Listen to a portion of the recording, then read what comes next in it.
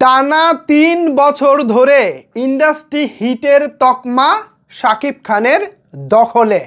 তকমাটা মানে কি, আর কোন ইন্ডাস্ট্রি হিটের কথা আমরা বলতেছি, আর এখানে চ্যানেল আই কোন বিষয়টা আসলে সামনে নিয়ে এসেছে।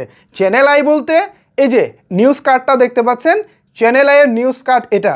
এখানে তারা শিরোনাম করেছে টানা ৩ বছর ধরে ইন্ডাস্ট্রি হিটের তকমা শাকিবের দখলে। মানেটা আসলে কি, মানে বুঝতেছেন না? আচ্ছা চলেন তাহলে বিস্তারিত খুলে বলা যাক। আজকের এই ভিডিওতে আপনাদের সাথে রয়েছি আমি ওয়াসিম। ভিউয়ার্স, ৩ ইন্ডাস্ট্রি হিট বলতে 2023 সালের কুরবানির ঈদের মেগা হিট সিনেমা প্রিয়তমা। স্মরণকালে বাংলাদেশের সবচেয়ে ব্যবসা সফল সিনেমা হচ্ছে প্রিয়তমা। এর পরের বছর আরেকটি কুরবানির ঈদ এবং শাকিব খানের আরও একটি সিনেমা, নাম তুফান।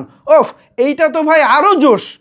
প্রিয়তমার ব্যবসাকে পিছনে তো ফেলেছেই, পাশাপাশি আমাদের চলচ্চিত্রের ইতিহাসে 1958 সাল থেকে 2024 সাল পর্যন্ত যতগুলো সর্বোচ্চ ব্যবসা সফল সিনেমা আছে, সবগুলো সর্বোচ্চ ব্যবসা সফল সিনেমাকে পিছনে ফেলে দিয়ে নাম্বার 1 পজিশনে চলে আসে তুফান। পরপর 2 ঈদে 2 বছরের শাকিব খানের এই সাফল্য সবাই আসলে মেনে নিতে পারেনি। সবাই ধারণা করেছিল এটা হয়তো হঠাৎ ঘটে গেছে, এটা মিরাকল একটা ঘটনা, সেকেন্ড মানে থার্ড টাইম আর এটা ঘটবে না। ফার্স্টে ঘটেছে, সেকেন্ডেও ঘটেছে, বাট থার্ড টাইম মানে তৃতীয়বার এটা ঘটবে না, এটা সম্ভব না। এরপর আসলো আরও বড় চমক।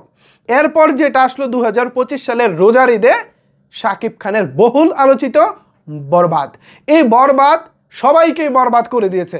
সিনেমা হল মালিকরা যা চিন্তা করতে পারে নাই সেটা হয়ে গেছে, শাকিব খান নিজেও যেটা ভাবে নাই সেটা হয়ে গেছে, প্রডিউসার শাহরিন আক্তার সুমি তিনিও ভাবে নাই এমন কিছু হয়ে যাবে।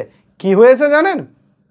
সেটা হলো সারা বাংলাদেশে অসংখ্য সিনেমা হলে রাত 12টা থেকে রাত 3টা শো চলেছে।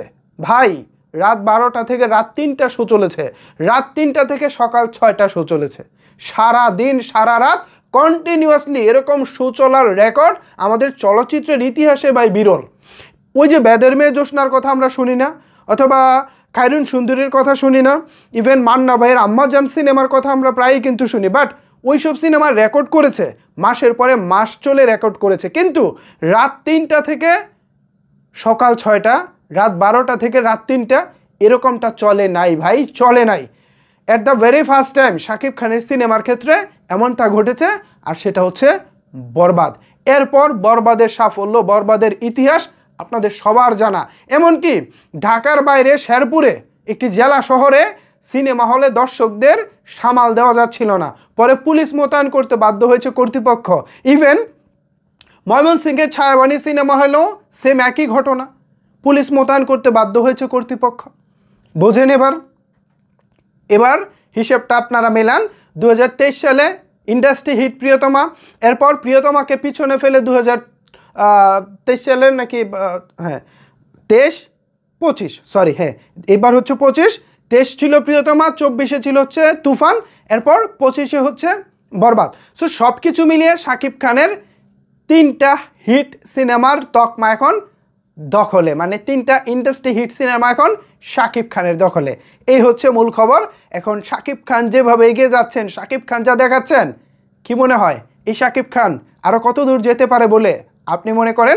জানাতে পারেন আপনার মতামত নিচের কমেন্টস বক্সে। ধন্যবাদ সবাইকে এতক্ষণ আমার সাথে থাকার জন্য।